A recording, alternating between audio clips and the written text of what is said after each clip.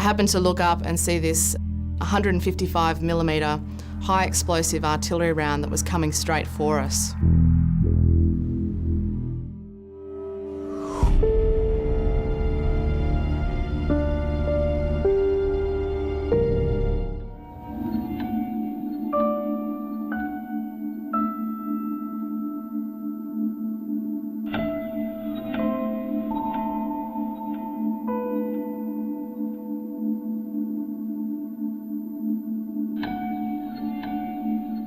Kiam is a very small base. It's only about the size of a tennis court, so a really tiny position. And it's situated at the junction of the three countries of Israel, Lebanon and Syria. The base itself was actually surrounded by 3 Hezbollah bases, and the closest of these bases was located only 75 metres from us. Hezbollah are a resistance force and they oppose the existence of Israel.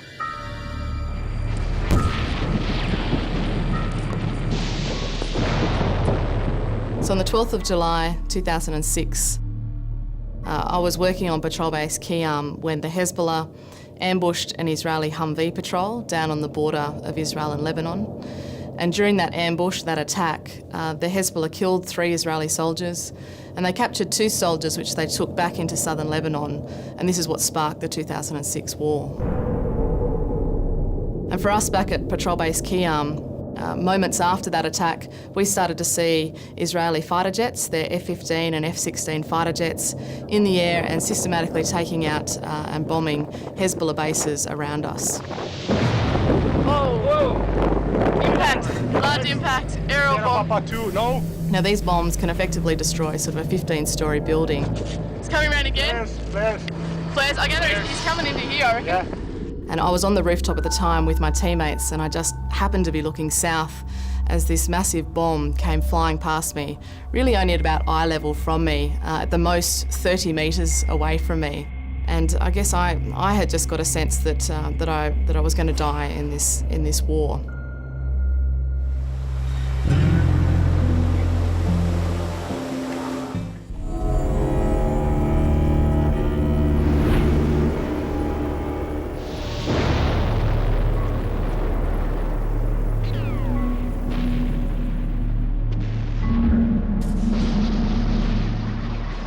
And it felt like I could even put my hand out and touch this bomb as it was coming past us. And I can still visualise those stabilising fins off the back of this projectile as it came so close to us on its way to impact into that Hezbollah bunker.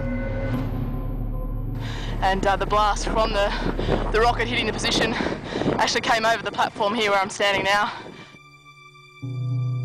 When it did impact, I just had enough time to tell my teammates to get down as this fireball, the blast wave, literally came over the top of us on patrol base Kiam, and there was a huge amount of shrapnel that actually came into our base because there was no overhead protection on the rooftop where we were observing from. I'm talking huge pieces of concrete with steel star pickets twisted through the centre of these large chunks of shrapnel that came whizzing by us, flying by our heads on the rooftop and impacting into patrol base Kiam itself.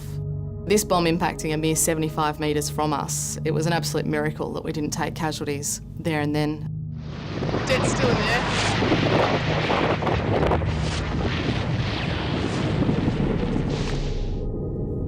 Israel had all the coordinates, the 10-figure GPS coordinates for all the UN bases in Lebanon, and patrol base Kiam had been there, had been established for over 30 years in that location.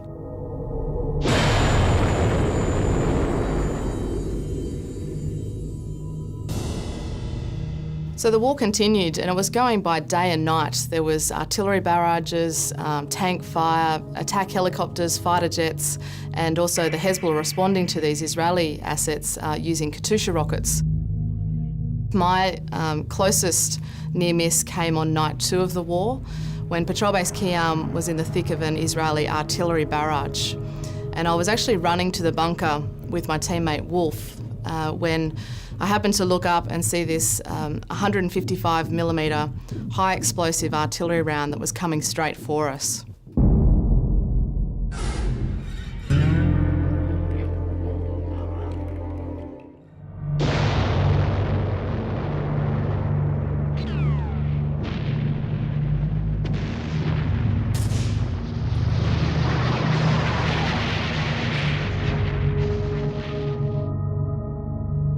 We were completely exposed because we were unarmed and we were simply running to the bunker and we had no protection around us.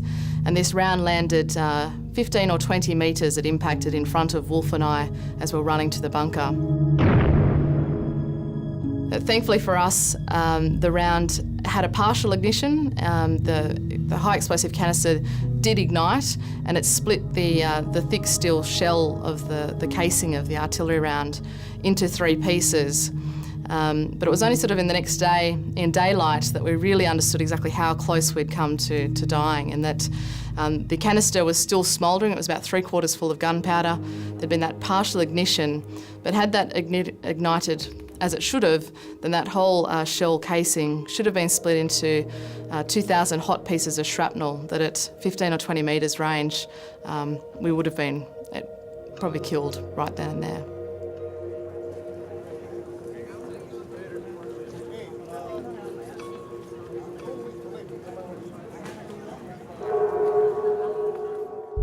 I was tasked to command the convoy of 2 UN armoured personnel carriers and a crew of 16 Indian and Ghanaian soldiers, and to command that convoy from Patrol Base Kiam through to the headquarters in Tia.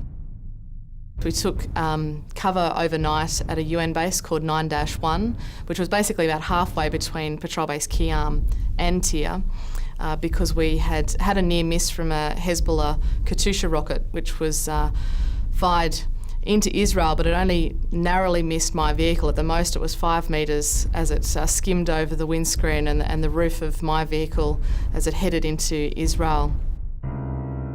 By the afternoon of day 2 of this transit, the situation had really deteriorated in southern Lebanon, and Israel had commenced its ground invasion into Lebanon. And as a result, the roads that I had been tasked to take, that had been agreed by both the UN and Israel for me to take a particular route, those roads had actually been destroyed by Israeli fighter jets in their bombing runs. We're going to have to turn around because the road's been taken out here with a bomb. But it was on the outskirts of the city of Tia that I got the news from my headquarters that Israel was about to conduct the largest aerial bombardment of the city of Tia, and the road that we were currently on was one of the roads that was going to be targeted during this airstrike. It was a very high-pressure, stress situation, and I was just hoping that we'd have enough time to get this convoy through and that we could all survive. And my mind was actually flashing back to this situation in the bunker of Patrol Base Kiam, where I'd had this experience or this feeling that I wasn't going to survive. And I guess my mind was also thinking, is this the moment that I had sort of had this premonition of my own death? Is it now that moment's about to eventuate?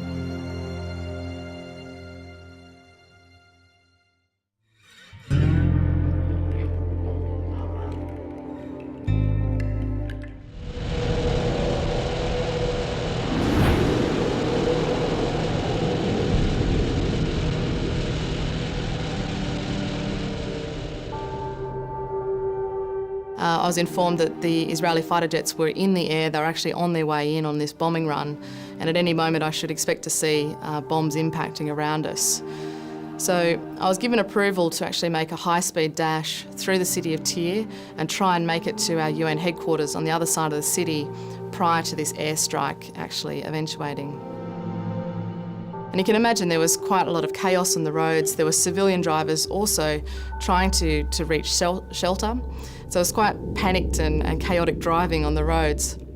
And there's no seatbelts in these particular UN vehicles. I was on the phone to my headquarters at the time and didn't foresee that my driver was about to take some evasive manoeuvring.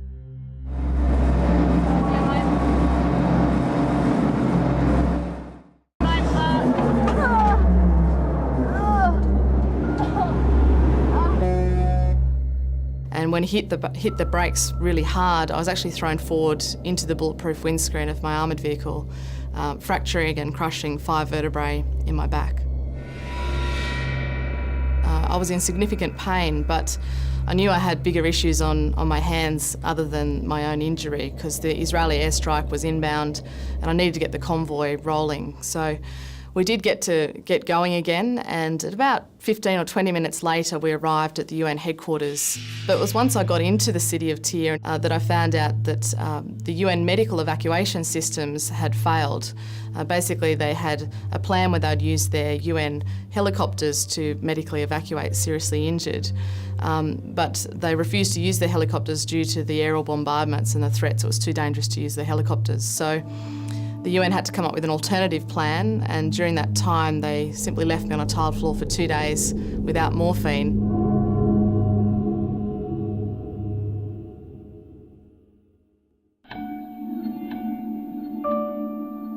I was very fortunate that I had reunited in the headquarters of Tyre with my boyfriend, Clint, my Australian boyfriend, who had just come into Lebanon to actually go on holidays with me. Had I come off the base on day 2 of the war, as was scheduled. So at least I had Clint with me, who was an absolute godsend during that period. But during that 2 days, obviously without any pain relief, I was in a lot of pain, and I'd started to have numb, tingling sensations in my arms and legs. And I was completely incapacitated. I would need assistance to walk and move to the bathrooms. And I was certainly starting to worry about long-term effects of particularly the numb, tingling sensations as to exactly what type of damage I had sustained to my spine.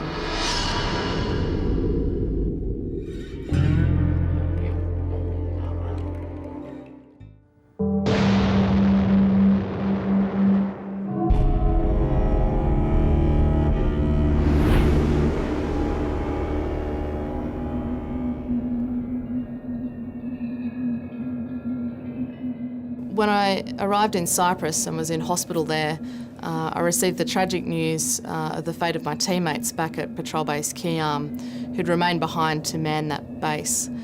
On the 25th of July, my teammates had reported nearly 100 aerial bombs going into the town of El Kiyam, and almost nearly 100 artillery shells that had come in 3 waves of attack by Israel. And during that 6-hour period, my teammates themselves at Patrol Base Keyarm had sustained 4 direct hits from artillery. And one of these artillery shells had actually hit the bunker door. And my teammates at that stage had requested from the UN evacuation from the base because they felt it was no longer safe to remain there when the bunker door had now been jammed. Unfortunately, the UN's evacuation came too late for my teammates because about half an hour later, an Israeli fighter jet delivered a 1,000-pound aerial bomb, which was a direct hit on the bunker of Patrol Base Keyarm, where my teammates were taking shelter. And this instantly killed all 4 of my teammates.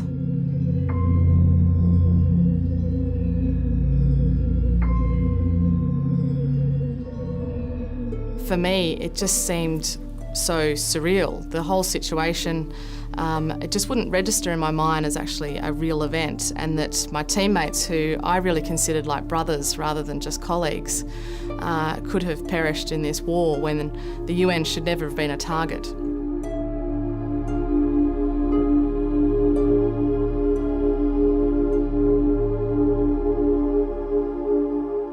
It was real mixed emotions when I eventually reunited with my family.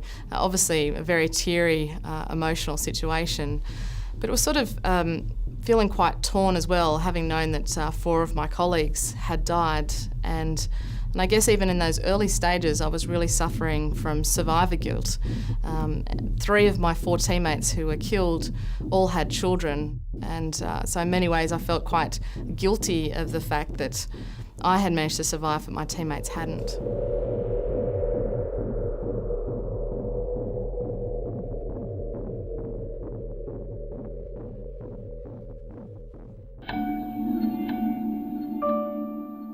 I had survived so many near misses on Patrol Base Keyarm, and then also during that transit where at any stage a Katyusha rocket, a 1,000-pound bomb from a fighter jet could have killed us, but yet I was injured inside an armoured vehicle in what was really a vehicle accident through the streets of Tyre.